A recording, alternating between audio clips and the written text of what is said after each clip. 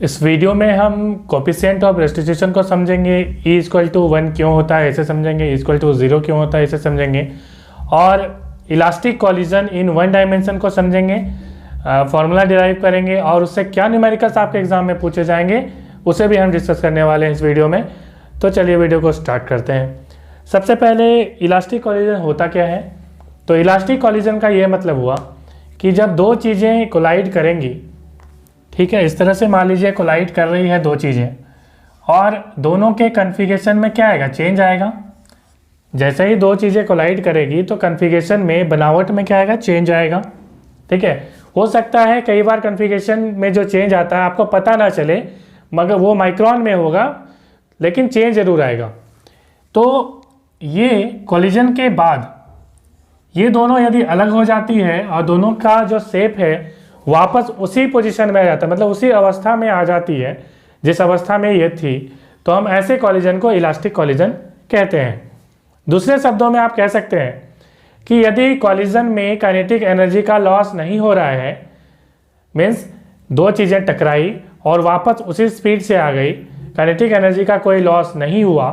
जैसे आप एक बॉल को नीचे गिरा रहे हैं ज़मीन पे, ठीक है, आप इस हाइट से गिराए, फिर उसी हाइट पे यदि जो बॉल है वो पहुंच जा रही है, इसका मतलब क्या हुआ, काइनेटिक एनर्जी का लॉस नहीं हुआ।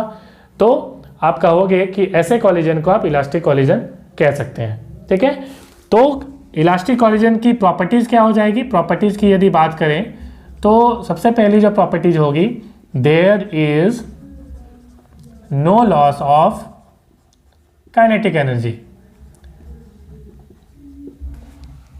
दैट मीन्स आपको कह सकते हो that is kinetic energy is conserved. Kinetic energy क्या रहेगी, तो कंजर्व रहेगी। ये पहली इसकी प्रॉपर्टी है। दूसरी प्रॉपर्टी है कि जो टोटल एनर्जी है वो भी कंजर्व रहेगी। Total energy is conserved. तीसरी है इसकी कि जो टोटल लीनियर मोमेंटम होगी सिस्टम की, linear momentum of the system is conserved. System का मतलब क्या है, सिस्टम का मतलब है कि ये जो दो चीज़ें टकरा रही हैं इसे ही हम सिस्टम कहेंगे। तो सिस्टम में जो मोमेंटम है वो क्या रहेगी, कंजर्व रहेगी। तो ये तो तीन प्रॉपर्टी है, आप स्क्रीनशॉट ले लें सबसे पहली बात। अब क्या होगा, देखिए यहाँ पे आपको समझना है कि मान लीजिए दो चीज़ें, दो ऑब्जेक्ट जो है वो, एक ऑब्जेक्ट ये है और ये एक ऑब्जेक्ट है। यहाँ पे क्या है कि मान लीजिए इसकी वेलोसिटी u1 है, इसकी वेलोसिटी u2 है, इसकी मास m1 है एंड इसकी मास m2 है। मान लीजिए, मान के चल रहे हैं कि u1 की जो वेलोसिटी है वो u2 से ज़्यादा है, इसकी वेलोसिटी ज़्यादा है। तो उस कंडीशन में क्या होगा, ये ऑब्जेक्ट तेज चलेगा और कुछ समय के बाद, ये मान लीजिए बिफोर कॉलिजन का जो पोजीशन है, दिस इज बिफोर कॉलिजन, कुछ देर के बाद क्या होगा कि ये दोनों कोलाइड करेगी और मान के चल रहे हैं कि दोनों एक ही पाथ में चल रही है। हम बात कर रहे हैं elastic collision in one dimension. अब वन डायमेंशन, टू डायमेंशन का मतलब क्या है भाई। वन डायमेंशन का मतलब ये हुआ कि दो चीज़ें जब टकराएंगी, कोलाइड होंगी, तो यदि कोलिजन के बाद भी, जैसे देखिए कोलिजन के बाद ये वाला पोजीशन है और वो एक ही पाथ में जा रही है दोनों ही ऑब्जेक्ट, तो ऐसे कॉलिजन को हम लोग कहते हैं वन डायमेंशन में इलास्टिक कॉलिजन। लेकिन यदि दोनों अलग अलग डायरेक्शन में चली गई, मान लीजिए ये कॉलिजन होने के बाद ये वाला जो पोजीशन है वो इस तरह का रहता, मान लीजिए ये कोलाइड कर रही थी, ये दोनों कोलाइड था। अब ये क्या हुआ कि इसमें क्या हुआ कि ये ऑब्जेक्ट इस तरफ चली गई और ये जो ऑब्जेक्ट है m1 है, ये m2 है, ये इस तरफ चली गई। तो ऐसे कंडीशन को हम कहेंगे टू डायमेंशनल इलास्टिक कॉलिजन। तो हम अभी बात करने वाले हैं वन डायमेंशन, इसलिए मैं इसको इरेज कर देता हूँ। राइट, आप समझ गए होंगे कि दो चीज़ें टकराएंगी, यदि एक ही डायरेक्शन में जा रही है अलग अलग होकर, तो हम कहेंगे उसे वन डायमेंशन में इलास्टिक कॉलिजन। तो ये बिफोर कॉलिजन है and this is during collision, ये सेकंड इसकी पोजीशन है। और यहाँ पे क्या है कि इसकी मास m1 है, मान लीजिए इसकी मास m2 है, और कुछ देर के बाद क्या होगा, अब ध्यान से देखेंगे कि यदि m2 जो है ऑब्जेक्ट, उसकी वेलोसिटी यदि ज़्यादा हो जाती है, मान लीजिए कॉलिजन होने के बाद यदि इसकी वेलोसिटी बढ़ जाती है तो क्या होगा, ये जब बढ़ेगा तो ये आगे चला जाएगा, इसकी वेलोसिटी जब बढ़ जाएगी तो ये आगे मूव करना स्टार्ट कर देगा और ये पीछे पीछे जाएगा। यदि इसकी वेलोसिटी नहीं बढ़ेगी तो क्या होगा, क्योंकि पाथ तो चेंज नहीं हो रहा है ना, एक ही पाथ में जा रहा है, तो क्या होगा, इसके पीछे में ये चिपका हुआ ही जाएगा। ठीक है, आप समझ रहे हैं बात। तो इसकी वेलोसिटी जब बढ़ जाएगी m2 की वेलोसिटी, तो उस कंडीशन में क्या होगा कि ये दोनों अलग अलग हो जाएगा, पाथ वही रहेगा बट अलग अलग वेलोसिटी हो जाएगी इसकी। तो इसकी वेलोसिटी मान लेते हैं v1 है, इसकी वेलोसिटी v2 है। इससे हमने क्या समझा कि v2 जो है वो ग्रेटर देन है v1। इस चीज को समझेंगे आप कि velocity of object 2 is greater than velocity of object 1। ठीक है, इसकी वेलोसिटी इससे ज्यादा है। ठीक है, अब क्या होगा देखिए, ये है आफ्टर कॉलिजन का, this is the after collision. अब क्या होगा, अब यहाँ पे कंसेप्ट समझेंगे कि लीनियर मोमेंटम का कंसेप्ट लगाएंगे कि law of conservation of linear momentum, law of conservation of, यहाँ पे लीनियर मोमेंटम जो है वो कंजर्व रह रहा है, तो उस कंडीशन में क्या होगा, हम वो निकालना चाहेंगे यहाँ पे। तो लॉ ऑफ कंजर्वेशन यहाँ पे अभी मत लगाइए, आप यहाँ पे निकालिए linear momentum before collision. Collision के पहले लीनियर मोमेंटम क्या होगा, तो किसका, सिस्टम का लीनियर मोमेंटम क्या होगा, मीन्स ये दो ऑब्जेक्ट जो है ये इसका टोटल लीनियर मोमेंटम क्या होगा कॉलिजन के पहले, ये आपको पहले निकालना है। कैसे निकालेंगे, तो मोमेंटम का फॉर्मूला क्या होता है, मास इनटू वेलोसिटी, राइट। तो आप यहाँ पे देखिए कि पहले ऑब्जेक्ट की मास कितनी है, m1 है, और वेलोसिटी कितनी है, un है, तो आप लिख सकते हैं इसे m1 u1। दूसरे ऑब्जेक्ट की मास कितनी है, m2 है, तो इसको लिखेंगे m2, प्लस करेंगे दोनों को, और इसकी वेलोसिटी कितनी है, u2, तो m2 u2। तो ये हो गई linear momentum of the system before collision, m1 u1 plus m2 u2। अब नेक्स्ट निकालना है लीनियर मोमेंटम, lm लिख देता हूं, of system after collision. After collision में, कॉलिजन के बाद क्या हो जाएगी इसकी लीनियर मोमेंटम, तो आप देखिए कॉलिजन के बाद मास कितनी है, m1 है, और वेलोसिटी कितनी है, v1 है, तो m1 v1। इसकी मास कितनी है, m2 है, वेलोसिटी कितनी है, v2 है, तो m2 v2। तो ये आफ्टर कॉलिजन के बाद। अब मैंने कहा था, याद कीजिए, अभी मैंने कहा था, तीन प्रॉपर्टी मैंने बताई थी कि लीनियर मोमेंटम जो है वो कंजर्व रहता है। इसका मतलब इनिशियल जो लीनियर मोमेंटम होगा वो फाइनल मोमेंटम के बराबर होगा। इसका मतलब क्या है, यू कैन से दैट कि initial linear momentum equal to final linear momentum. तो यहाँ पे क्या लिखेंगे आप, इनिशियल लीनियर मोमेंटम क्या है, तो ये है m1 u1 plus m2 u2 equal to हो जाएगा फाइनल मोमेंटम कितना है, तो m1 v1 plus m2 v2। अब इसको आगे सॉल्व करेंगे, तो एक काम कीजिए, यहाँ पे आप m1 वाले को एक तरफ ले आए, मीन्स टॉपर वाले को एक तरफ, जो फर्स्ट टॉपर है, ये फर्स्ट टॉपर, ये फर्स्ट टॉपर, ये फर्स्ट टॉपर, ये फर्स्ट टॉपर, याद रखने के लिए बता रहा हूँ, एक तरफ लेके आ जाइए। तो m1 e1 plus m1 v1, यहाँ पे ये प्लस है तो इस तरफ आएगा तो माइनस हो जाएगा m1 v1, और m2 v2 पहले से था यहाँ पे, और ये इस तरफ आएगा तो माइनस m2 u2।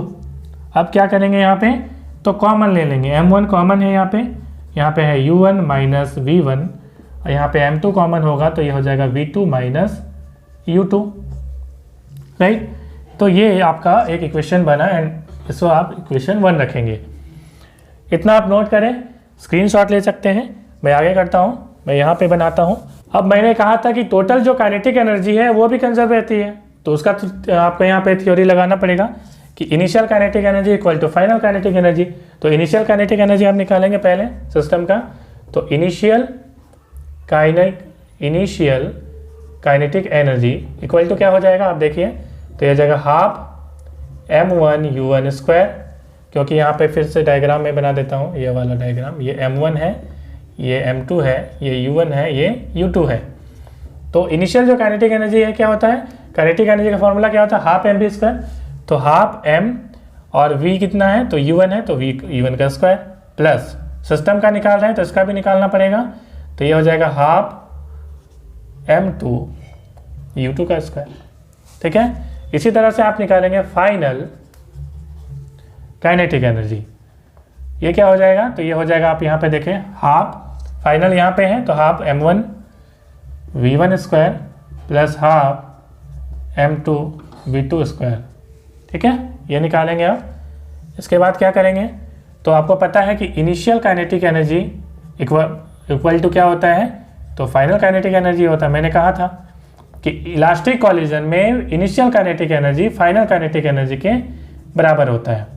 तो वही वाला कंसेप्ट यहाँ पे लगाना है, तो दोनों को इक्वेट करेंगे आप। तो हाफ m1 u1 का square plus half m2 u2 का स्क्वायर इक्वल टू हो जाएगा half m1 v1 square plus half m2 v2 square. Right, अब क्या करेंगे यहाँ पे, सेम यहाँ पे थ्योरी लगाएंगे। पहले हाफ आप सबको कैंसिल कर देते हैं, हाफ कॉमन निकाल सकते हैं यहाँ पे, हाफ यहाँ पे कॉमन निकालेंगे तो ये हो जाएगा m1 v1 स्क्वायर प्लस यहाँ पे हो जाएगा m2 u2 स्क्वायर, ये u है राइट, इक्वल टू लिखेंगे हाफ यहाँ पे कॉमन निकालेंगे तो ये हो जाएगा m1 v1 square plus m2 v2 square. Half दोनों साइड से कैंसिल आउट हो जाएगा, तो यहाँ क्या बचा, m1 u1 square plus m2 u2 square. इसे हम लिख देते हैं m1 u square plus m2 u2 square equal to m1 v1 square plus m2 v2 square. तो ये इक्वेशन 2 मान लीजिए। अब क्या करेंगे, हम इक्वेशन 1 और 2 को डिवाइड करेंगे। ठीक है, इक्वेशन 1 ये है, इसे आप स्क्रीनशॉट ले लें। ठीक है, अब यहाँ का मैं इरेज कर देता हूँ, यहाँ तक लास्ट वाला रहने देता हूँ, लास्ट वाला चाहिए। ये वाला जो है इक्वेशन 1 है एंड दिस इज इक्वेशन 2। तो आपको करना क्या है, अब इक्वेशन 2 डिवीज़न करना है इक्वेशन 1 से। तो पहले आप क्या लिखेंगे, m1। एक काम कीजिए, यहाँ पे सबसे बेटर और होगा कि यहाँ पे आप इसे और कॉमन ले लीजिए। तो वही वाला टॉपर वाला एक तरफ कर लीजिए, मतलब u11 वाला एक तरफ कर दीजिए, तो ये हो जाएगा माइनस m1 v1 स्क्वायर, और सेकंड टॉपर को एक तरफ, तो m2 v2 स्क्वायर। कौन सेकंड टॉपर आप कमेंट में लिख सकते हैं, यदि कोई हो तो u2 स्क्वायर। ठीक है, यहाँ पे m1 आप लिख सकते हैं, तो ये होगा u1 square minus v1 square, और ये हो जाएगा m2 कॉमन, तो ये हो जाएगा v2 square minus u2 square. This is equation 2। इसको इक्वेशन 2 मानिए, इसको हटाइए। अब क्या करेंगे, 2 डिवीज़न 1 करेंगे। तो 2 में क्या है यहाँ पे, अब देखिए, तो ये है m1 u1 square minus v1 square by, देखिए लेफ्ट साइड में ये है और राइट साइड में क्या है, यहाँ पे आप देखिए इसका लेफ्ट में क्या है 1 का, क्योंकि 2 डिवीज़न 1 कर रहे हैं, तो इसका क्या है, तो ये है m1 और ये है u1 minus v1 equal to करेंगे। राइट साइड में आप इसका देखिए क्या है, तो ये है m2 v2 square minus u2 square. बहुत ही मज़ेदार होने वाली है। इसके बाद न्यूमेरिकल सॉल्व करने वाले हैं। यह है m2 फिर है v2 माइनस u2। ठीक है, अब क्या करेंगे, अब यहाँ पे आप कर सकते हो कि a square minus B square का फॉर्मूला में इसे आप ब्रेक कर सकते हो। तो इसे आप लिख सकते हो m1 m1 को कैंसिल आउट कर दीजिए, m2 m2 को भी कैंसिल आउट कर दीजिए। यहाँ पे क्या हो जाएगा, u1 plus v1 into u2 u1 minus v1। नीचे में क्या है, तो यह है u1 माइनस v1। सिमिलरली यहाँ पे करेंगे आप, तो ये हो जाएगा v2 minus u2 into v2 plus u2, और नीचे में क्या है, तो यह है v2 माइनस u2। अब v2 minus u2 cancel out हो जाएगा यहाँ पे, और ये भी कैंसिल आउट हो जाएगा। तो बचेगा क्या, ये हो जाएगा u1 plus v1 equal to हो गया v2 प्लस u2। इसकी कोई आप ज़रूरत नहीं है, ऐसे ही रिएज कर देता हूँ। अब क्या हो जाएगा ये देखिए, अब यहाँ पे आप एक काम कर सकते हैं, u1 माइनस u2 इसको इस तरफ लेके आ गए, और ये हो गया v2 माइनस v1।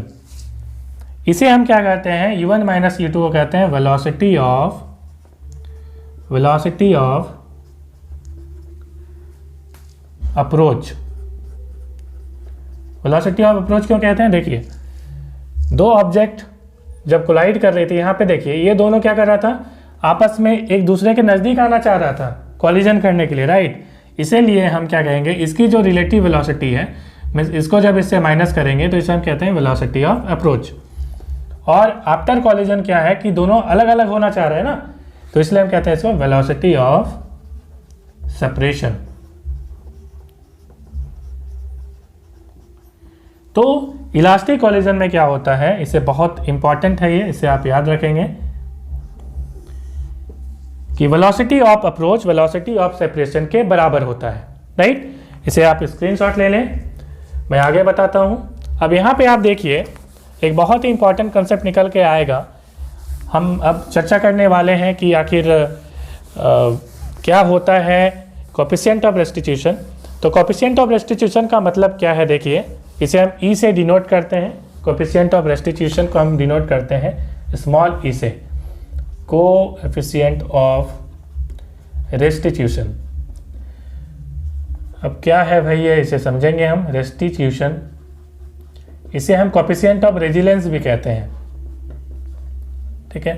अब क्या है ये देखिए, coefficient of resilience and coefficient of restitution का मतलब ये हुआ, फॉर्मूला कहती है कि वेलोसिटी, इसे हम लिखेंगे relative velocity, relative velocity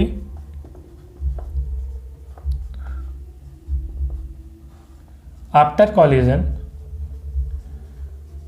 collision by relative velocity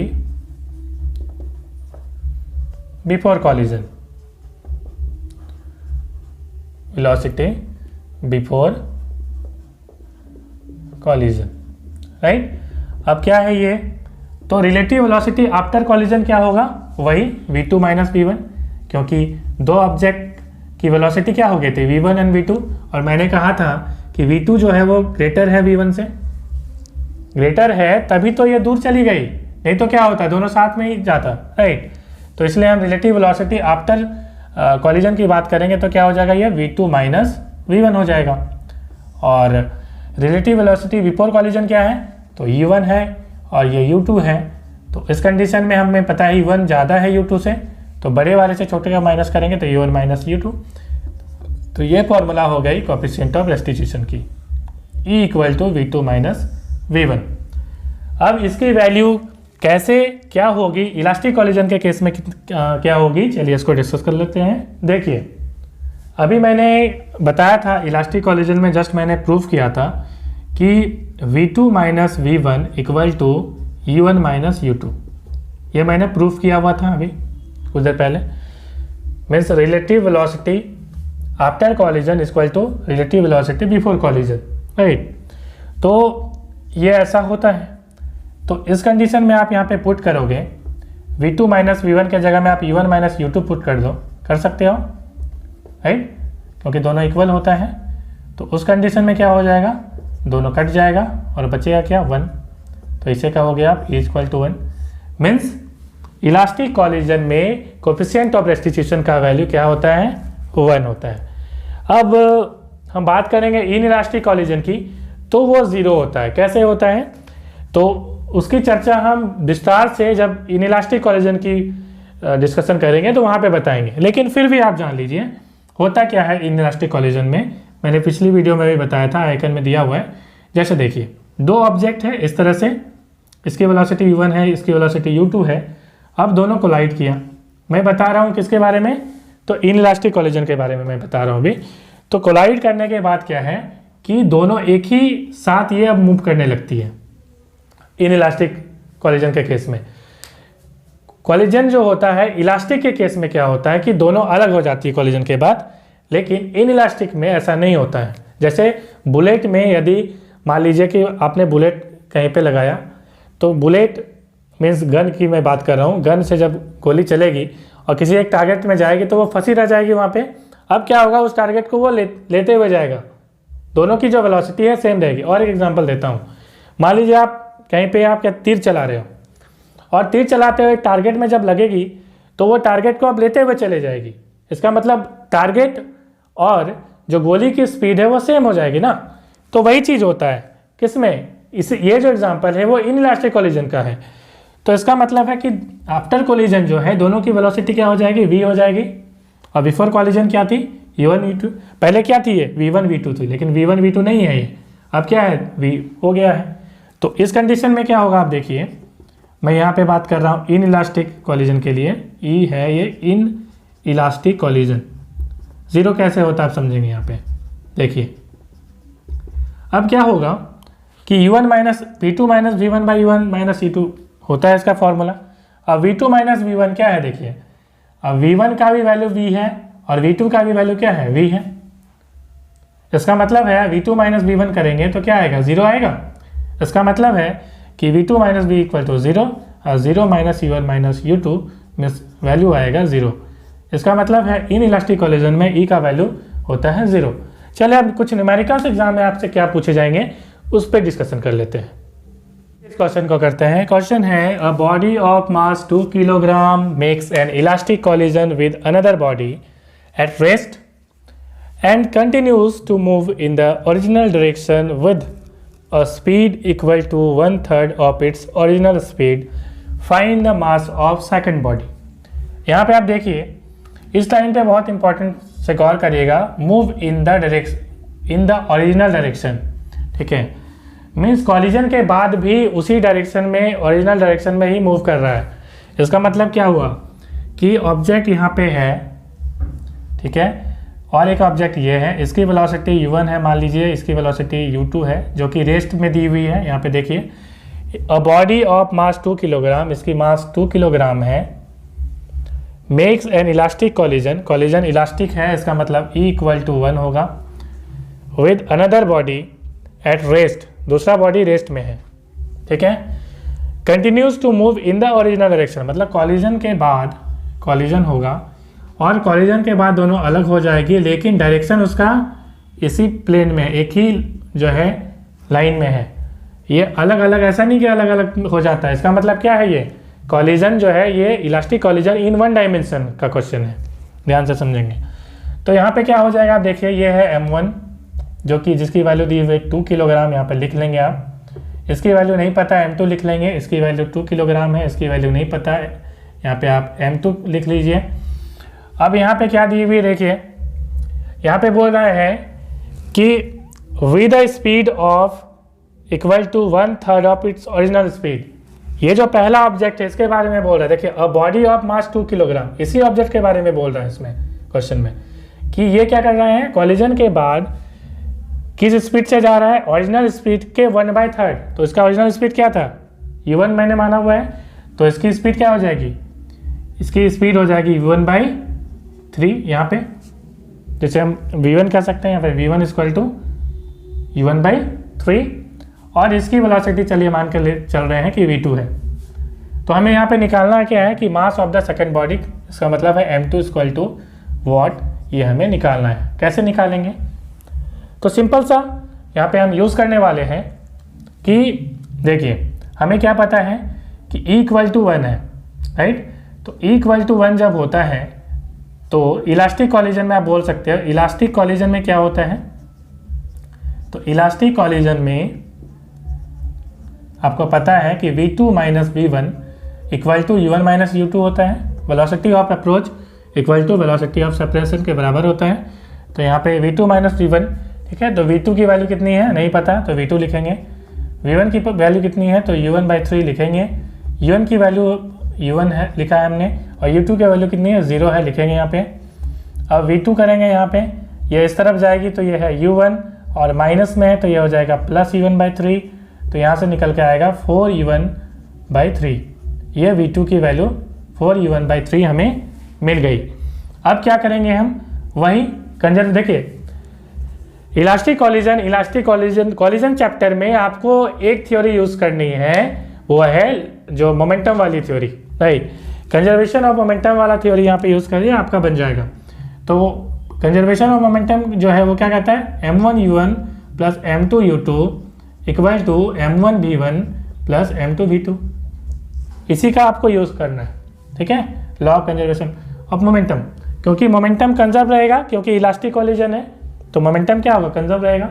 तो यहाँ पे आप क्या करेंगे, तो यहाँ पे आप बनाएंगे, पुट करेंगे वैल्यू पुट करेंगे तो क्या हो जाएगा, देखिए m1 की वैल्यू कितनी है, 2 है, पुट कर दिया हमने। u1 की वैल्यू क्या है, u1 है, लिख दिया। m2 की वैल्यू क्या है, नहीं पता, लिख दिया हमने। और u2 की वैल्यू कितनी है, देखिए 0 है तो 0 लिख दिया हमने। m1 की वैल्यू कितनी है, तो 2 है। v1 की वैल्यू कितनी है, तो u1/3 है। और m2 v2 होगा यहाँ पे, तो m2 की वैल्यू कितनी है, नहीं पता। और v2 की वैल्यू कितनी है, तो वो निकली थी 4u1/3। ये हमने लिख लिया। अब क्या करेंगे हम, तो यहाँ पे सॉल्व करेंगे। करना क्या है, 2u1, ठीक है, इक्वल टू हो जाएगा, ये हो जाएगा 2u1/3 प्लस ये हो जाएगा, यहाँ पे आप इंटू करेंगे तो यहाँ पे आप देखिए, तो ये हो जाएगा 4m2 v1 u1/3, ठीक है। यहाँ पे क्या है, u1/3 है। अब क्या करेंगे, इसको एक तरफ लेके आइए, तो ये है 2u1 माइनस हो जाएगा 2u1/3 इक्वल टू हो जाएगा 4m2 u1/3। सॉल्व करेंगे तो ये हो जाएगा 3 2 जा 6, 6u1 minus 2u1/3 equal to हो जाएगा 4m2 u1/3। आगे सॉल्व करेंगे इसे, चलिए यहाँ पे करते हैं।